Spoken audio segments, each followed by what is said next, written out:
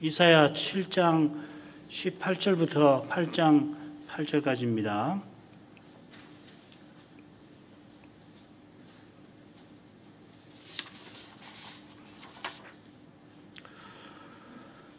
이사야 7장 18절. 그날에는 여호와께서 애굽 하수에서 먼 지경의 파리와 아수르 땅의 벌을 부르시리니 다 와서 거친 골짜기와 바위 틈과 가시나무 울타리와 모든 초장에 앉으리라.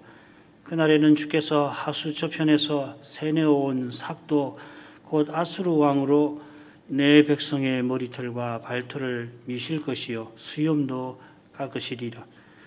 그날에는 사람이 한 어린 염소와 두 양을 기르리니 그 은혜는 젖이 많으므로 버터를 먹을 것이라. 무릇 그 땅 가운데 남아있는 자는 버터와 꿀을 먹으리라. 그날에는 천주에 은 1,000개의 가치 되는 포도나무 있던 곳마다 진료와 향극이 날 것이라. 온 땅에 진료와 향극이 있으므로 살과 활을 가지고 그리로 갈 것이요 보습으로 갈던 산에도 진료와 향극 가닥에 무서워서 그리로 가지 못할 것이요 그 땅은 소를 놓으며 양의 밟는 곳이 되리라. 여호와께서 내게 이르시되 너는 큰 서판을 취하여 그 위에 통용 문자로 마할 살랄 하스 바스라 쓰라. 내가 진실한 정인 제사장 우리야와 여베레기야의 아들 스가랴를 불러 증거하게 하리라 하시더니 내가 내 아내와 동침함에 그가 잉태하여 아들을 낳은지라. 여호와께서 내게 이르시되 그 이름을 마할살렐 하스바스라 하라. 이는 이 아이가 내 아빠 내 엄마 할 줄 알기 전에 다메섹의 제물과 사마리아의 노량물이 아수르 왕의 왕 앞에 옮긴 바 될 것임이니라. 여호와께서 다시 내게 일러 가라사대 이 백성이 천천히 흐르는 실로아 물을 버리고 루신과 루말리아의 아들을 기뻐하나니 그러므로 주 내가 흉흉하고 창일한 큰 하수 곧 아수르 왕과 그의 모든 위력으로 그들 위에 덮을 것이라. 그 모든 곳에 타고 모든 언덕에 넘쳐 흘러 유다에 들어와서 창이라고 목에까지 미치리라. 임마누엘이여 그의 펴는 날개가 내 땅에 편만하리라 하셨느니라.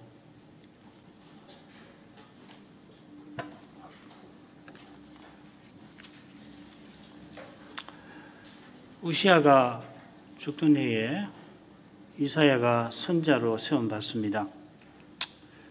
하나님께서 이사야의 부정한 입술을 정하게 하시고 그에게 전할 말씀을 주십니다.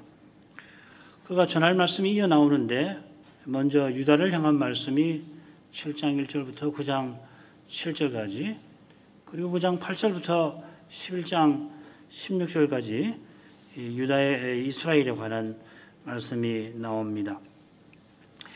아람과 북이스라엘의 동맹 소식에 아하스 왕과 유다 백성이 두려워서 심히 들었습니다. 그때 이사야 선지자가 두 왕이 이미 연기만 잔뜩 피우는 부지갱이에 불과하다 이사야에게 전합니다. 선지자가 자기가 전한 소식이 눈앞에 현실에 비춰 도무지 믿을 수 없는 것이라 그걸 꼭 믿게 하려고 그래 하나님을 의지하도록 아하스에게 징조를 구하라 합니다. 그런데 이미 배도한 이 아하스는 하나님의 말씀을 인용하면서까지 구하지를 않습니다. 그런데도 선지자는 처녀가 아들을 낳고 그 이름을 임마누엘이라 부를 일을 징조로서 전합니다. 이것은 결국 이 선자의 말씀을 듣는 신실한 이들을 위한 것입니다. 더욱이 곧 아시리아가 유다를 침공할 것입니다. 아람과 북이스라엘의 동맹은 이 침공에 비할 바 못됩니다. 선자가 전한 대로 임마누엘이신 하나님만 이 두려운 현실을 견디게 하실 것입니다. 오늘 낭독한 말씀은 이 아시리아의 침공에 관한 예언으로 시작됩니다. 18절부터 7장 18절부터 20절이 바로 그 내용입니다. 아시리아 땅에서 벌을 부르실 것이다. 그리고 이어지는 내용이면서 조금 다른데 21절부터 7장 마지막까지는 유다가 황폐해서 남은 자가 버터와 꿀을 먹을 거다 하는 것이고, 8장에 가면은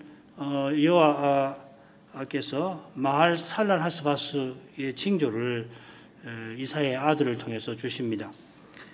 그리고 8장 5절부터 8장 상반절까지는 아시리아가 유다를 공격할 일을 예언하고, 그 끝에 신비한 말씀, 임마누엘에 관한 말씀이 끝에 나옵니다.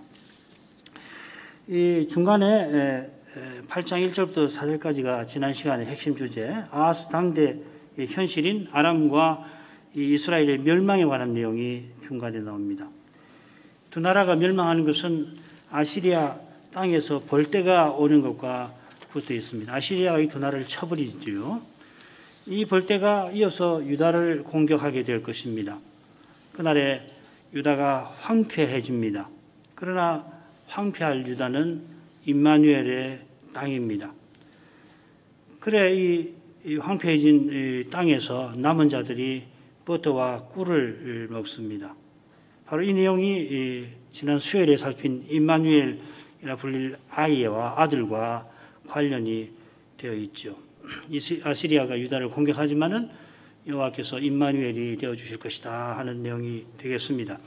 7장 18절부터 20절 읽습니다. 그날에는 여호와께서 애굽 하수에서 먼 지경의 파리와 아수르 땅에 벌을 부르시리니 다 와서 거친 골짜기와 바위틈과 가시나무 울타리와 모든 초장에 앉으리라. 그날에는 주께서 하수 저편에서 세내온 삭도 곧 아수르 왕으로 내 백성의 머리털과 발털을 미실 것이요 수염도 깎으시리라. 바로 앞절에 에브라임이 유다를 떠날 때, 그러니까 솔로몬이 죽은 후에 이스라엘이 남유다와 북이스라엘로 나눌 때부터 유다가 겪어보지 못한 재앙을 경고했죠. 2장 17절에. 그 재앙은 아시리아 왕이 오는 날인데 18절에 그걸 받아서 그날에 합니다. 20절에도 그날이 나옵니다. 이 그날이라는 표현이 21절, 23절에도 나오는데 이 두 번째 부분에서 그날은 아시리아 왕이 오는 날만은 아닙니다. 즉 선지자가 말하는 그날은 이 임마누엘 예언이 성취되는 것과 붙어 있습니다. 이 예언이 이사야 당대에도 성취되지만은 궁극적으로는 메시아가 오실 때 이루어지니까 그날은 예루살렘 멸망이나 포로 귀환과도 붙어 있습니다. 여호와께서 아시리아들어 유다를 공격하게 하시는데 이집트도 아시리아와 연합하여 함께 공격하게 하십니다. 여호와께서 그들을 부르신다 하셨습니다. 여호와께서 아하스의 불신과 유다의 불순종을 심판하려고 그 일을 친히 이루시는 것입니다. 이 일이 아하스 시대에 일어나지 않고 히스기야 시대에 일어납니다. 히스기야는 아하스와 달리 선왕입니다. 유다의 랍비들이 이 아하스를 메시아라고 생각할 만큼 그가 철저한 종교 개혁을 단행하였습니다. 그러나 이사야의 눈에는 히스기야 시대의 백성이 소돔과 고모라 백성과 다르지 않았습니다. 솔로몬 사후에 히스기야 시대만한 시대가 없지만은 그런 시대도 하나님의 심판을 피하기 힘듭니다. 하나님께서 아시리아를 부르시지만은 그 일을 통하여 하나님의 구원을 히스기야와 유다 백성에게 나타내실 것입니다. 이사야 36, 37장이 그 내용이죠. 이집트와 아시리아 군대가 파리떼 같고 벌떼 같아서 거친 골짜기, 바위틈, 가시나무 울타리 모든 초장에 들이닥칩니다. 유다가 두 군대에게 철저히 파괴될 것입니다. 하나님께서 조금 남겨두시지 않았다면 우리가 소돔 같고 고모라 같을 것이다 하였습니다. 이사야서 1장 8절에 나옵니다. 완전히 멸망했을 겁니다. 그들의 죄는 소돔처럼 멸망받아 마땅한데 하나님께서 긍휼을 베푸신 것은 다윗과 맺은 언약에 곧 오실 메시아에게 있습니다. 유다가 아시리아의 공격에 멸망은 피하지만은 철저히 수치를 당할 겁니다. 이게 머리털, 발털, 수염을 깎는다 하는 뜻입니다. 그런데 주께서 그들을 부끄럽게 하실 것이다 하였습니다. 아시리아는 하수 저편에서 여호와께서 세뇌온 삭도입니다. 하나님이 자기 백성을 징계하려고 쓰신 도구입니다. 그들이 수치당할 때에 실은 여호와께서 아시리아 왕 사네립에게 실로 수치를 당하실 것입니다. 여호와께서 언약 백성의 죄로 수치를 당하십니다. 장차 십자가에서 우리 죄를 담당하시려는 그러한 마음에서 여호와께서 그때에도 기꺼이 당하십니다. 21절부터 25절입니다. 그날에는 사람이 한 어린 암소와 두 양을 기르리니 그 은혜는 젖이 많음으로 버터를 먹을 것이라. 무릇 그 땅 가운데 남아있는 자는 버터와 꿀을 먹으리라. 그날에는 천주에 은 1,000개의 가치 되는 포도나무 있던 곳마다 진료와 형극이 날 것이라. 온 땅에 진료와 형극이 있으므로 살과 활을 가지고 그리로 갈 것이요. 보습으로 갈던 산에도 진료와 형극 가닥에 두려워서 그리로 가지 못할 것이요. 그 땅은 소를 놓으며 양의 밟는 곳이 되리라.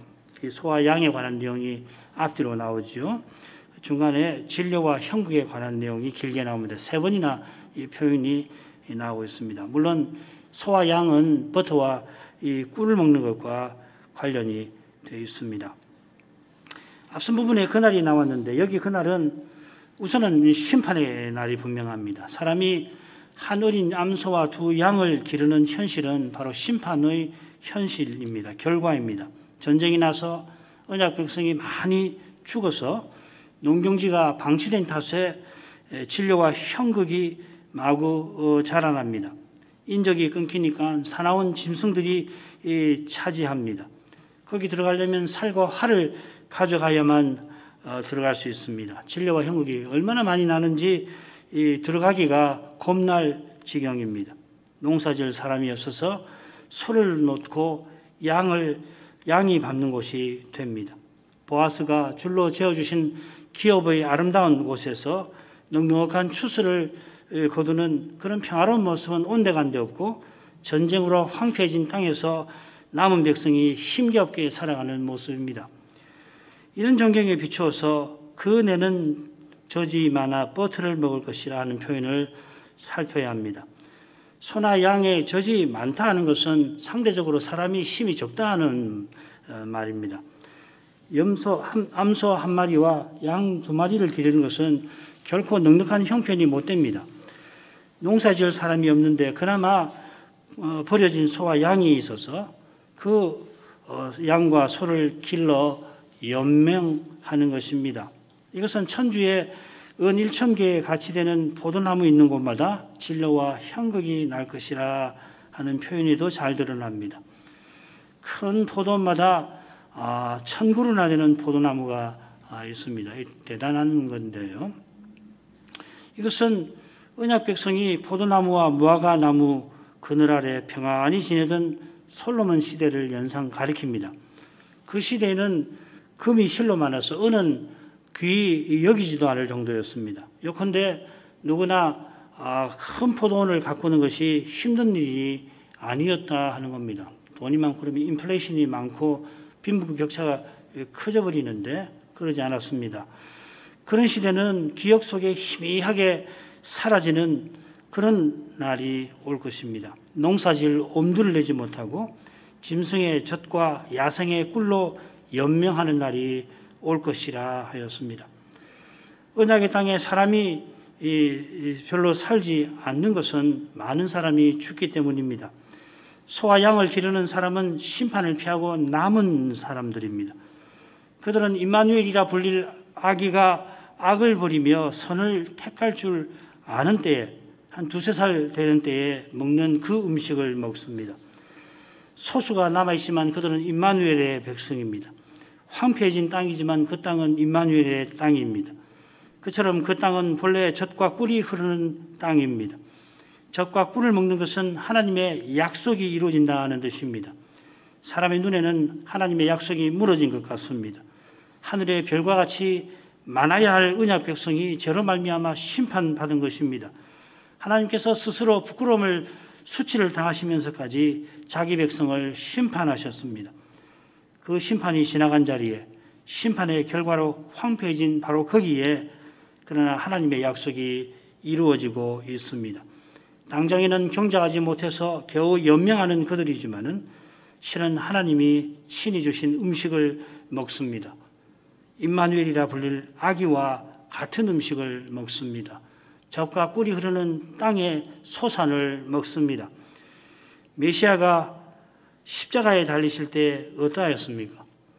누가 그분 곁에 함께 하였습니까? 십자가 아래 가까이 왔던 사람들이 그분을 향하여 무엇이라 하였습니까? 심지어 그분 자신이 엘리 엘리 라마 사박다니 나의 하나님 어찌하여 나를 버리셨나이까 하셨습니다. 메시아의 하나님께서 아버지께서 메시아를 자기 아들을 버리셨습니다. 그러니 제자들이 그분을 버리고 부인하고 심지어 팔아버린 것이 이상할 게 없습니다. 십자가 아래서 사람들은 그분에게 욕하고 저주하였습니다. 그러나 그 저주가 하나님을 향한 인생이 퍼부은 악독한 저주였습니다. 아들께서 수치당하셨고 아버지도 역시 사람에게 욕당하셨습니다. 그러나 거기서 우리의 죄가 사함을 받았습니다. 오직 은혜로 사함받았습니다. 우리가 구원에 기여하는 것은 단 하나도 없습니다. 오히려 반대입니다. 우리의 선행도 우리의 구원에 전혀 기여하지 못합니다. 우리의 구원은 오직 하나님이 자기 아들을 죄 있는 육신의 모양으로 보내신 거기에 있습니다. 성탄을 맞이하는 우리 마음에 오직 은혜, 오직 그리스도가 가득해지게 해주시기를 바랍니다. 8장 1절부터 4절로 갑니다. 여호와께서 내게 이르시되 너는 큰 서판을 취하여 그 위에 통용문자로 마헬 살랄 하스 바스라 쓰라. 내가 진실한 증인 제사장 우리야와 여베레기야의 아들 스가랴를 불러 증거하게 하리라 하시더니 내가 내 아내와 동침하며 그가 잉태하여 아들을 낳은지라. 여호와께서 내게 이르시되 그 이름을 마할 살랄 하스바스라 하라. 이는 이 아이가 내 아빠 내 엄마 할 줄 알기 전에 다메섹의 제물과 사마리아의 노량물이 아수르 왕 앞에 옮긴 바 될 것임이니라. 앞선 부분 7장 25절까지 13절부터 25절까지는 이사야가 불신하는 아수에게 전한 말씀이고 이제 여호와께서 이사야에게 직접 베푸신 말씀이 1, 2절, 3절 하반절부터 4절에 나옵니다. 그 두 말씀 사이에는 선제가 아내와 동침하여 아들 낳은 일이 기록되어 있습니다. 이 아들의 이름은 이 아람과 북이스라엘의 멸망을 가리킵니다. 이사야들은 큰 서판을 취하고 거기에 통용문자, 사람들이 알아볼 수 있는 문자로 글을 쓰라 하십니다. 이 글이 네 단어로 되어 있습니다. 마헬, 살랄, 하스, 바스. 그 뜻은 사절에 나온 대로 급하다, 마헬이 급하다는 말이고요. 살랄이 이 노략, 그리고 하스는 빠르다는 말이고 바스는 약탈이라는 말입니다. 그래서 우리는 우리말하고 어순이 다르니까 거꾸로 했죠. 아시리아가 아람과 이스라엘을 쳐서 빼앗는 것을 가리킵니다. 여호와께서 친히 두 신실한 증인을 불러 세우십니다. 증인은 제사장 우리야와 또 스가랴입니다. 두 인물이 누군지는 참 알기 어렵습니다. 우리야는 아하스 때 대제사장의 이름과 같지만은 같은 인물이라고 보기가 어렵습니다. 이 증인들은 이사야의 증인이 아니라 하나님의 증인입니다. 하나님께서 아시리아를 통하여 아람과 북이스라엘을 멸하시겠다고 친히 약속하신 일을 위해서 세우신 증인입니다. 하나님은 거짓말하실 수 없는 분이시지만은 인생은 거짓말쟁이입니다. 도무지 우리 인생이 하나님께 증인 노릇할 자격이 없습니다. 이렇게 하신 것은 아하스들어 징조를 구하라 하신 것과 비슷합니다. 도저히 믿기 어려운 일인데 믿을 수 있게 하려고 그리하신 것이죠. 두 인물이 아마 유다 백성 중에서 가장 신임 받는 인물일 텐데 누가 봐도 그 사람은 믿을만해 할 만한 인물일 텐데 그들을 증인 삼아서 하나님이 약속하신 일을 믿게 하려 하신 것입니다. 그처럼 친히 세우신 율법 두세 증인을 세우라는 규례를 따르십니다. 율법 위에 계신 분이 율법 아래 내려오셨습니다. 메시아도 율법 아래 나실 것입니다. 지극히 낮아지실 것입니다. 거기에 십자가가 있습니다. 십자가는 서로 낮아지시는 삼위께서 정하신 것입니다. 인생도 서로 낮아지게 하려 하신 것입니다. 이런 점에서 성탄의 의미는 강생에 있습니다. 하나님이 사람 되셨습니다. 하늘보다 높으신 분이 내려오셨습니다. 낮고 천한 땅에 심지어 죄인의 자리에 서셨습니다. 죄인을 구원하려고 그리하셨습니다. 죄인이 하나님 믿게 하려고, 하나님을 본받게 하려고, 하나님과 함께 있게 하시려고 그리하셨습니다. 그리고서 내가 내 아내와 동침했다. 선지자가 말씀을 이어갑니다. 이 일은 선지자가 하나님께 받은 명령을 이행하는 것이었을 것입니다. 한글 개역 성경에는 내 아내라고 했는데 원문은 그 여선지자라고 되어 있습니다. 어쩌면은 이사야의 아내가 여선지자였을 수도 있는데 이 명칭 자체가 여선지자라는 말 자체가 선지자의 아내를 가리키는 말일 수도 있습니다. 그의 아내가 잉태하여 아들을 낳으니까 여호와께서 이사야에게 아이의 이름을 주십니다.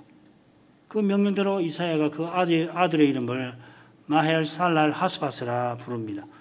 이 장면이 이 임마누엘 징조 7장 14절과 비슷합니다만은 거기서는 아이를 낳은 여인이 아이를 임마누엘이라고 부를 것입니다. 우리와 함께 하시는 하나님 우리와 함께 하신다 그런 뜻으로 붙였다는 말이죠. 서로 다른 징조이지만은 그러나 서로 붙어 있습니다. 하나님이 이름을 주신 뜻이 임마누엘 징조를 주신 뜻과 결국 같은 것입니다.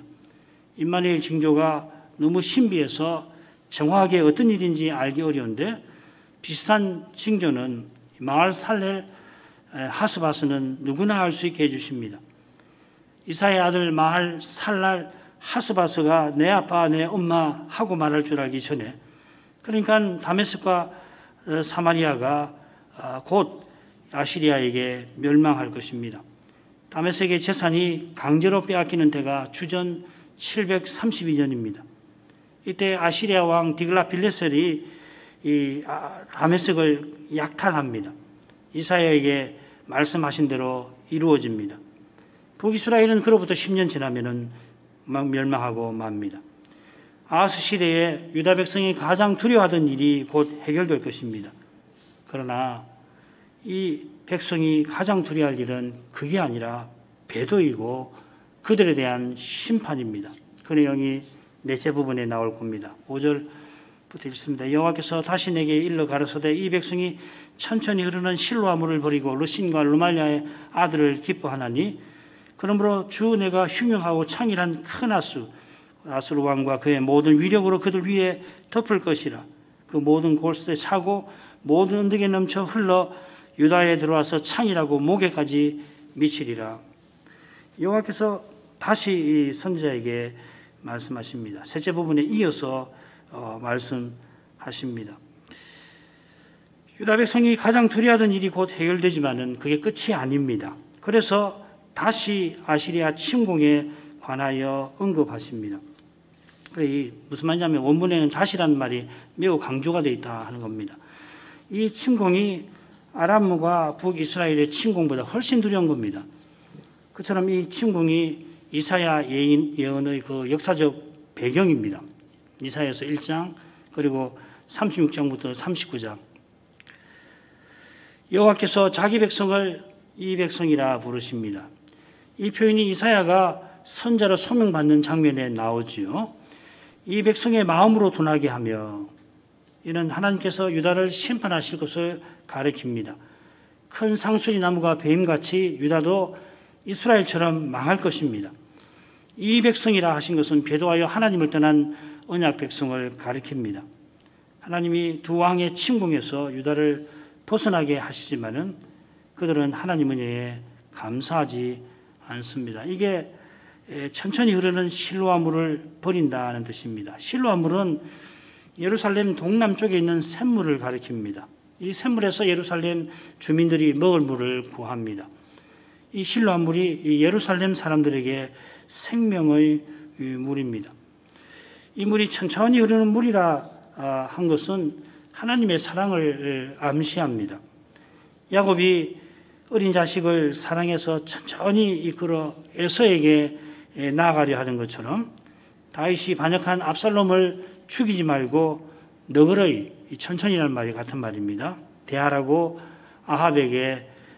요압에게 부탁했던 것처럼 여호와께서 아버지의 사랑으로 불순종하는 유다를 대하신 것입니다. 그처럼 아시리아가 유다의 모든 성읍을 정복하고 예루살렘을 공격하려 할 때 여호와께서 예루살렘을 건져 주실 것입니다. 그러나 그들이 여호와를 저버릴 것입니다. 하룻밤에 대군 18만 5천 명을 죽이시고 건지실 때에야 감사했지만은 유다 백성은 여호와께로 진정으로 돌이키지 않습니다. 아하스 시대 때도 똑같습니다. 그런 배은망덕한 태도가 르신과 르말리아의 아들을 기뻐하는 데에서 잘 드러납니다. 이건 르신과 베가의 멸망 소식에 비춰서 살필 표현입니다. 유다가 두 왕의 동맹 소식에 삼림의 나무처럼 두려워 떨었는데 곧 두 나라가 망하는 것을 보게 됩니다. 그들이 망하는 모습에 유다는 기뻐할 것입니다. 그러니까 두 나라를 의지한다, 좋아한다, 동맹 맺는다는 말이 아니고 그들의 멸망을 기뻐한다는 말입니다. 자기 나라를 침공하는 나라가 도리어 망했으니 당연히 기뻐할 일입니다마는 그들의 기쁨은 하나님 은혜에 감사하는 것이 아닙니다. 오히려 그들은 아시리아가 두 나라를 무너뜨린 사실에 기뻐합니다. 아하스가 여호와를 의지하지 않고 아시리아 왕을 찾아가 도움을 청하였는데 아시리아가 다메섹을 무너뜨렸으니까 자기네 외교 정책이 이루어진 줄로 생각하는 것입니다. 유다의 기쁨은 사람을 의지하고 자랑하는 그런 기쁨입니다. 그처럼 두 나라의 동맹이 그들에게 가장 큰 두려움이 있는데 그 두려움이 제거되었으니 이제 살았다, 이제는 되었다 자만하는 것입니다. 곧 아시리아가 유다를 침공할 것은 생각지도 아니합니다. 이 세상의 통치자나 국민이라도 그가 지혜 있는 자라면은 아무리 우방이 자기를 지금 돕고 있다 하더라도 그 우방이 적이 될 수 있음을 생각하고 거기에 대비할 것입니다. 아시리아가 유다가 좋아서 돕는 게 아닙니다. 제국의 정복 야욕을 이루려고 하는 과정에서 유다를 공격하려 하던 아람을 먼저 무너뜨린 것뿐입니다. 게다가 아무리 북이스라엘이 유다를 공격했다 하더라도 그들이 형제인데 아시리아에게 망하게 된 것을 즐거워해서 되겠습니까? 북이스라엘이 아람과 우리가 되어서 유다를 공격한 것이 미련한 만큼 유다가 이스라엘의 멸망을 즐거워하는 것도 하나님 앞에서 악한 것입니다. 하나님을 버리니 형제를 알아보지 못하는 겁니다.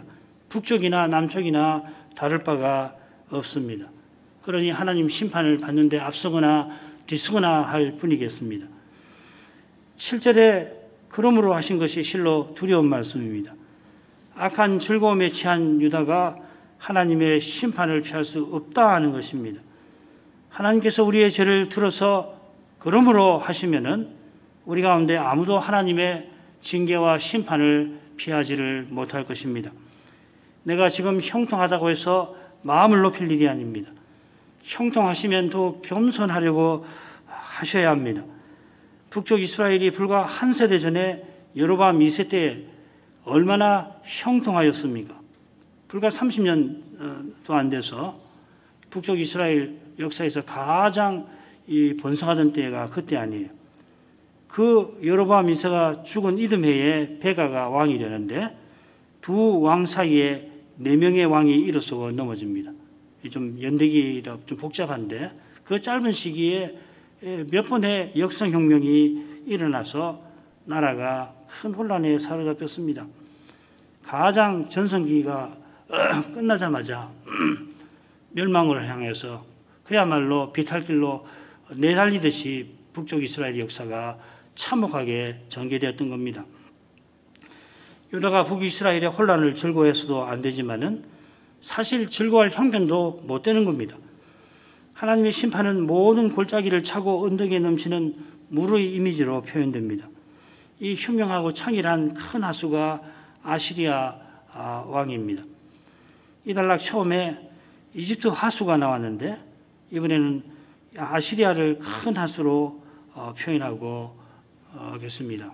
유프라테스 티그리스 강에 있는 나라 아닙니까? 그 위세가 얼마나 대단한지 모든 골짜기를 채우는 것으로도 모자라서 모든 언덕에 넘칠 정도입니다. 모든 언덕을 넘쳐 흘러서 유다에 들어와서 이제 유다의 목에까지 미칠 것입니다. 유다는 살려고 발부둥을 쳐도 스스로는 빠져 죽게 되어 있습니다. 이 사건은 아마 히스기야 치세에 일어날 그 사건을 가리킬 겁니다. 북이스라엘이 멸망하고 20년 지나서 아시리아의 산헤립이 대군을 몰고 와서 예루살렘만 제외하고 유다의 모든 성읍을 무너뜨리게 될 것입니다. 예언한 그대로입니다. 그런데 갑자기 앞선 말씀의 흐름을 깨는 말씀이 8절 하반절에 나옵니다. 임마누엘이여 그 펴는 날개가 내 땅에 편만하리라. 사역을 해보면은 그의 펴는 날개가 네 땅에 편만하리라. 임마누엘이여 이렇게 되어 있습니다. 임마누엘이 8절 맨 마지막에 나옵니다. 갑자기 유다를 가리켜서 여호와 하나님이 내 땅이라 부르십니다. 더욱이 임마누엘이여 하고 8절이 끝납니다. 지금 여호와께서 이사야에게 말씀을 하고 계시는데 갑자기 임마누엘을 부르시는 것입니다. 우선 흘러넘치는 하수라는 이미지가 펴는 날개로 이미지가 바뀌었습니다. 그의 펴는 날개는 문맥을 고려할 때 아시리아 군대가 큰 새가 큰 날개를 펼치듯이 유다 땅에 압도하는 그런 진영을 갖춘 모습일 것입니다. 우리나라도 그 군대 편지할 때 하객진 해서 새 이미지를 진영에 빗대어서 표현하기도 하죠. 아시리아의 큰 하수가 모든 골짜기를 채우고 모든 언덕에 넘쳐 마침내 유다까지 차오르는 것 같이 아시리아 군대가 압도적인 힘으로 유다를 침공합니다. 유다는 멸망을 피할 수 없습니다. 바로 그때 여호와께서 이 유다를 네 땅이라 하시고 임마누엘이여 하십니다. 우선 이사야가 이 여호와의 말씀을 듣고 있는 장면을 한번 떠올려 보십시오. 여호와께서 자기 종에게 전할 말씀을 베푸시는데 그 자리에서 임마누엘이라 부르십니다. 이사야는 이 광경이 낯설지만 않습니다. 그가 선지자로 소명받을 때 여호와께서 내가 누구를 보내며 누가 우리를 위하여 갈고 하셨습니다. 여호와께서 천상어전에서 이사야 앞에서 내가 누구를 보낼 것인가 물으시고 누가 우리를 위하여 갈 것인가 하셨습니다. 선지자가 여호와의 말씀을 받을 때에 성신으로 천상어전에 나아가 봤습니다. 이게 참 선지자와 가짜 선지자의 판별하는 중요한 기준입니다. 천상어전에 성신으로 나아가서 그 말씀을 직접 듣고 전하느냐 듣지 않고 자기 말하느냐 그게 참 선지자와 거짓 선지자의 구분입니다. 예레미야 22장 18절 참조하십시오. 여호와께서 천상어전에서 임마누엘에게 유다를 네 땅이라 하시는 것입니다. 이 임마누엘이 7장에 등장하는 그 징조에 나오는 이름입니다만은 이사야 당시에 갓 혼인한 여인이 낳은 아들이 아닙니다.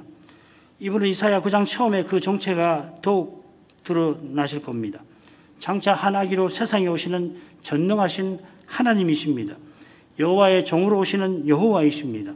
여호와의 사자로서 이미 광야에서 이스라엘을 인도하시던 그분입니다. 당장에는 아시리아가 유다를 거의 멸망시킬 듯 합니다만은 여호와께서 임마누엘 들어 그의 땅, 그분의 땅 유다를 돌보라 하십니다. 이 말씀이 있어 이사야가 이어 아시리아만 아니라 열방을 향하여서 담대히 외칠 수 있습니다. 이는 하나님이 우리와 함께 하심이라. 10절 말씀에 이 말씀이 나오는데 이게 임마누엘이에요. 히브리 말로 하면 키 왜냐하면이라는 말이고 임마누엘 하나님이 우리와 함께 하신다. 하나님이 이 말이거든요. 그리스도께서 임마누엘이셔서 사도도 담대히 외칩니다. 만일 하나님이 우리를 위하시면 누가 우리를 대적하리요. 사망 안에 이기는 것이 어디 있느냐. 사도가 전한 대로 순수하게 그리스도를 전하고 받는 교회는 아시리아의 침공이나 바빌로니아의 침공보다 훨씬 두려운 시대에도 온 세상이 저 그리스도를 추종하는 저 두려운 시대에도 사도처럼 담대히 외칠 것입니다. 그 시대에도 우리가 믿는 그리스도는 임마누엘로 우리와 함께 하실 것입니다. 그처럼 우리가 연약한 인생이라 각각 견디기 힘든 그러한 때에도 이미 그리스도는 우리와 함께 하셔서 우리들의 아버지를 부르게 하십니다. 그리고 그분은 곧 다시 오셔서 우리와 영원히 함께 하실 것입니다. 기도하겠습니다. 걸어가신 아버지 이사야 선지자가 가장 어려운 현실에서 임마누엘 현실 예언을 통하여 그 시대를 이기고 나간 일을 살피게 하십니다. 아스와 유다 백성에게는 아람과 북이스라엘의 침공이 가장 어려운 현실이었고 아시리아가 그 후에 침공할 일이 그보다 더 어려운 현실이 되겠습니다마는 그러나 선지자에게는 그보다 훨씬 어려운 현실이 바로 죄와 죽음의 현실이었습니다. 여호와께서 두 왕을 이미 패하셨다 해도 아수가 아시리아 왕에게 빌붙고 그에게 이미 망한 다메섹의 제사를 모방하는 바로 거기서 선자는 사람이 풀 수 없는 죄의 현실을 보았습니다. 그런 현실에서 여호와께서 그에게 말씀하셨습니다. 그가 성신에 이끌려서 천상어전에 나아가 여호와께서 말씀하시는 것을 들을 때 그 여호와께서 임마누엘을 향하여 유다가 그의 땅이라 하십니다. 여호와께서 유다를 이 백성이라 하시며 배도한 유다를 멀리 하셨지만은 다윗과 맺은 언약을 잊지 아니하시고 그 언약을 여전히 이루고 계셨습니다. 배도한 유다는 마침내 하나님의 심판을 받아 바벨로니아에 망하고 말지만은 여호와께서는 땅 끝에서 자기 백성을 다시 부르십니다. 다시 돌아온 땅에서 그들이 식민지 백성으로 살아가지만은 그럼 그들을 통하여 메시아 보내실 약속을 더욱 이루어 가십니다. 그리고 마침내 임마누엘이 세상에 오셨습니다. 선지자가 예언한 대로 오셨지만은 선지자의 깨달음에 비할 수 없이 신비하게 오셨습니다. 하나님 생각이 사람의 생각보다 하늘처럼 높았습니다. 그런 까닭에 사람 생각에 하나님 말씀이 이루어지지 않을 것 같은 바로 그 현실에서 하나님은 친히 그 말씀을 이루어 거룩한 영광을 나타내실 것입니다. 장차 그리스도께서 다시 오시는 그날에 이 위대한 사실이 온전히 드러날 것입니다. 그처럼 이제도 그리스도를 순전히 믿는 이들에게 이처럼 신비한 방식으로 주의 영광을 드러내실 것입니다. 이 절기에 주의 거룩한 영광을 구합니다. 그 영광을 배웠고 주를 찬송하게 하옵소서. 예수님 이름으로 기도합니다. 아멘.